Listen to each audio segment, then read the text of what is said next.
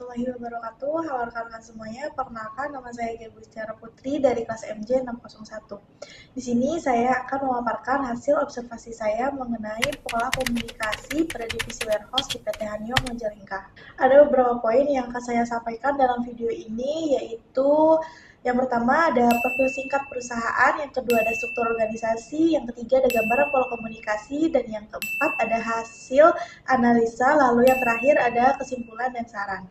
Baik rekan-rekan semuanya, yang pertama yaitu tentang gambaran singkat perusahaan.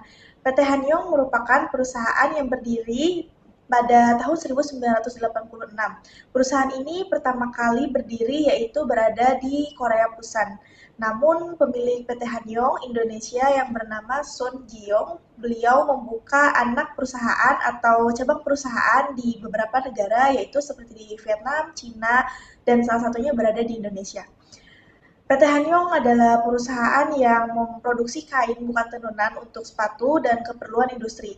PT Hanyong Indonesia sejatinya adalah perusahaan yang bergerak di bidang supplier bahan sepatu seperti merek New Balance, Adidas, Nike, dan masih banyak lagi. PT Hanyong Indonesia juga merupakan perusahaan yang memproduksi chemical untuk sepatu. Lalu yang kedua ada gambaran struktur organisasi seperti gambar yang tertera di samping, yaitu secara garis besar Presiden Direktur sebagai pimpinan utama membawahi setiap manajer. Manajer membawahi asisten manajer setiap divisi, lalu setiap asisten manajer membawahi staf dan staf membawahi para karyawannya. Selanjutnya, bagaimana gambaran pola komunikasi pada divisi warehouse di PT Hanyong Majalengka. Pada divisi warehouse lebih sering menggunakan pola komunikasi vertikal horizontal, di mana pada pola komunikasi ini tingkat yang lebih tinggi berbicara kepada tingkat yang lebih rendah, begitupun sebaliknya. Lalu pola komunikasi horizontal juga sering digunakan di mana tingkat yang sama saling berkomunikasi untuk bertukar pendapat dan bertukar pikiran.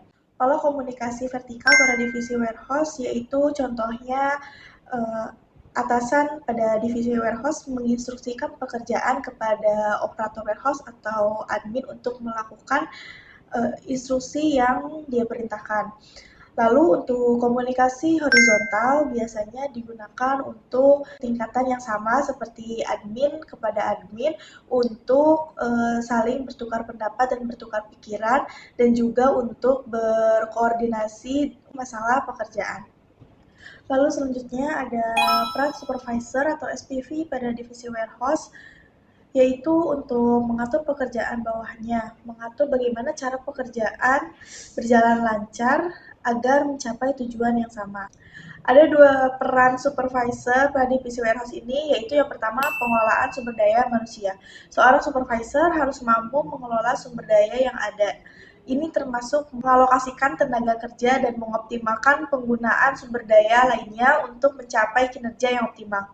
Lalu yang kedua yaitu pengawasan operasional. Supervisor harus mengawasi operasional sehari-hari divisi yang dipimpinnya. Mereka harus memantau kinerja, memastikan kepatuhan terhadap prosedur dan kebijakan perusahaan, menangani masalah dan konflik, serta mengambil tindakan korektif jika diperlukan. Lalu selanjutnya pada divisi warehouse juga terdapat dua tipe karyawan, yaitu karyawan tipe X dan karyawan tipe Y. Di mana pada dasarnya karyawan tipe X ini cenderung lebih kurang bersemangat dalam melakukan pekerjaan. Mereka biasanya tidak akan bekerja jika tidak ada atasannya, dan lain halnya dengan karyawan tipe Y yang selalu termotivasi untuk bisa lebih maju dan mendapatkan ilmu baru, serta pengalaman untuk jenjang karir yang lebih tinggi. Baik rekan-rekan semuanya, dari hasil analisa yang setelah saya lakukan bahwa pada divisi warehouse di PT Hanyong Majalengka untuk keseluruhan lebih sering menggunakan pola komunikasi vertikal horizontal. Untuk pola komunikasi vertikal yaitu dari atasan ke bawahannya seperti admin dan operator warehouse, dan untuk pola komunikasi horizontal lebih sering digunakan untuk admin-adminnya saja. Yang terakhir yaitu ada kesimpulan dan saran.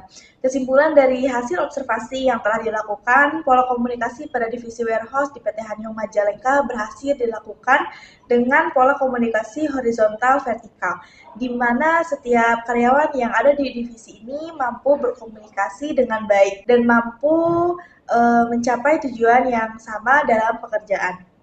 Lalu saran dari hasil observasi yang telah dilakukan yaitu untuk divisi warehouse harusnya bisa sedikit berubah untuk karyawan dengan tipe X agar pekerjaan kedepannya bisa lebih cepat selesai dan mempunyai rasa tanggung jawab. Saran untuk karyawan tipe X harus dilakukan training soft skill agar menunjang keberhasilan dalam pekerjaan. Demikian rekan-rekan semuanya yang telah saya sampaikan. Mohon maaf apabila ada kesalahan. Terima kasih. Wassalamualaikum warahmatullahi wabarakatuh.